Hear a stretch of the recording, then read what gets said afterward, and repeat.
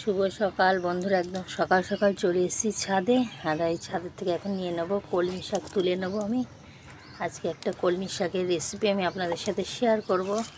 আমার সকল বন্ধুদেরকে অনেক অনেক ভালোবাসা দিয়ে আজকে রেসিপি ব্লগটা শুরু করলাম। আর তার জন্য দেখুন বন্ধুরা, শাক আমি এই ছাদে হয়েছে, এখান থেকে আমি কলমি শাক কটা নিয়ে যাব। একদম ফ্রেশ শাক, গাছের টাটকা শাক।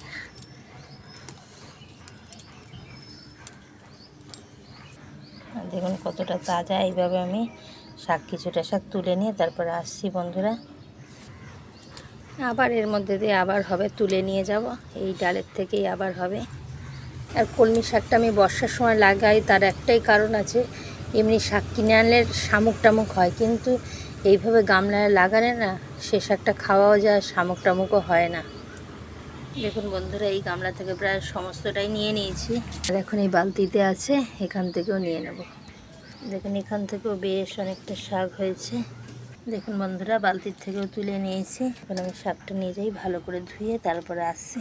দেখুন বন্ধুরা, শাকটা নিয়ে চলে এসে একদম গোটা অবস্থা ভালো করে বন্ধুরা একদম শাকটা ভালো করে ধুয়ে নিয়েছি। আর এখন আমি একদম মিহি কুচাবো না, একটু বড় বড় করে কুচাবো।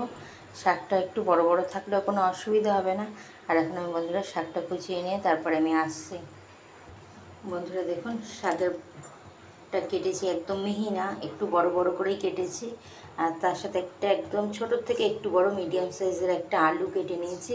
আর আলুর মাপ করেই আমি কুমড়ো কিছুটা, যতটা আলু কেটেছি ঠিক সেই হিসাব করে আমি কুমড়োর থেকে নিয়ে আমি কিছুটা কুমড়ো আমি কেটে নিয়েছি। এরপরে আমি রেসিপিটি আপনাদের সাথে শেয়ার করছি একে একে। এখন ভালো করে এগুলো আবারও একটু ধুয়ে নিয়ে তারপরে আমি দেখুন বন্ধুরা, গ্যাসের উপরে একটা কড়াই বসিয়ে দিয়েছি। এরপর আমি কড়াইয়ের মধ্যে প্রথমে আমি দিয়ে দেবো এক মুঠো মতো, যে যতটা শাক তার সেই মাপ হিসাব করে একটু আপনারা দেবেন বন্ধুরা। যদি শাক বেশি হয় তাহলে ডালটাও একটু বেশি দেবেন। আমার শাকটা একটু কম আছে, ওই জন্য আমি এক মুঠ মতো দিলাম, খুব একটা ডাল আর দিলাম না। এখন ডালটাকে শুকনো খোলায় ভালো করে আমি ভেজে নেব। আর আঁচটাকে কম করে দিয়েই আমি ভেজে নেব।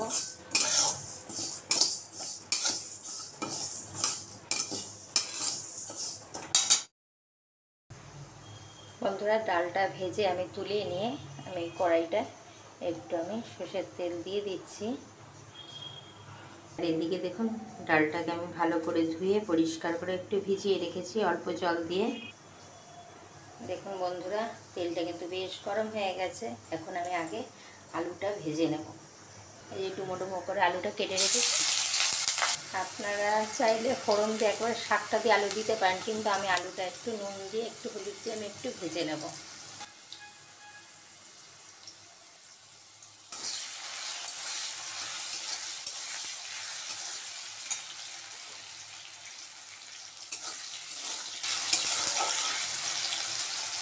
বললাম এটা একটু লাল লাল করে ভেজে নেবো। আর আঁচটা কমিয়ে দিয়েছি যাতে আলুগুলোর ভেতরটা একটু ভালো সেদ্ধ হয়ে যায়। বন্ধুরা দেখুন, একদম লাল লাল করে ভেজে নিয়েছি। এখন আমি তুলে নেবো এই থালাটার মধ্যে। বন্ধুরা, আলুটা ভেজে তুলে নিয়েছি। আর কুমড়োর মাপ করেও একটু আমি পরিমাণ মতো নুনটা দিয়ে দিলাম, তাতে শাকে কিন্তু নুনের ব্যালেন্সটা ঠিকঠাকই থাকবে। এখন কুমড়োটাকেও আমি একদম ভালো করে ভেজে নিচ্ছি। এক মুঠ মুগ ডাল আর ঠিক এক মুঠোই শাক হবে, যে একদম মজার একটা দুর্দান্ত স্বাদের কিন্তু রেসিপি।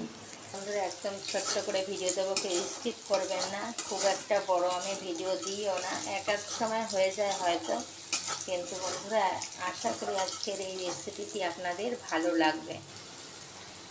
দেখুন বন্ধুরা, কুমড়োটাও কিন্তু সুন্দর ভাজা হয়ে গেছে। এখন কুমড়োটারও আমি তেল ছড়িয়ে তুলে নেব।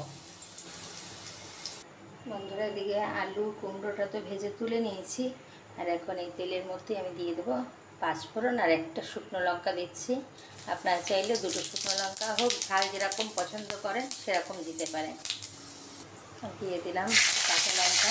আর এরপর দিয়ে দেবো শাকটার মধ্যে অল্প আমি নুন দিয়ে দিলাম, যেহেতু ডালটা দেবো। শাকটাকে এখন ভালো করে নেড়ে চেড়ে নেবো বন্ধুরা। এরপরে যে আমি ভিজিয়ে রাখা যে ডালটা এর মধ্যে দিয়ে দেবো, যে ডালটাও সেদ্ধ হয়ে যাবে। কিন্তু গোটা গোটাও থাকবে আর শাকটাও মজে যাবে। এবার যে বন্ধুরা এই যে ডালটা আছে এটা পুরোটা আমি অ্যাড করে দেবো, আর জল দেবো না, এটাতেই ঢাকা চাপা দিয়ে আমি করে নেব। বন্ধুরা দেখুন মিশিয়ে দিয়েছি। বন্ধুরা এই যে একদম দেখুন ডালটা এদিকে হয়ে গেছে, আর আমি একটু নেড়ে চেড়ে এইভাবে করে নিচ্ছি। বন্ধুরা দেখুন শাকটা পুরো একদম সেদ্ধ হয়েছে ডালটা, কিন্তু দেখুন গোটা গোটা আছে। এর মধ্যে এখন আমি কুমড়োটা আলুটা অ্যাড করে দিলাম, দিয়ে আবারও আমি ভালো করে আমি মিশিয়ে নেব। তারপর নামানোর আগে আমি একটু মিষ্টি দেবো। বন্ধুরা দেখুন একদম শাকটা মাখা মাখা হয়ে এসছে, এখন আমি একটু দিয়ে দিলাম মিষ্টি। আর এইভাবে শাক রান্নায় যাবে একটু ঘি দিয়ে দিলাম, একদম অল্প করে ঘিটা। বন্ধুরা পুরো আমার শাক রান্নাটা রেডি, এখন আমি নামিয়ে সার্ভ করে আপনাদের সামনে আসছি। মুগ কলমি পুরো রেডি। বন্ধুরা যারা খেয়েছেন তারা তো জানেন, আর যারা খাননি আমি বলবো বন্ধুরা একবার অবশ্যই ট্রাই করবেন।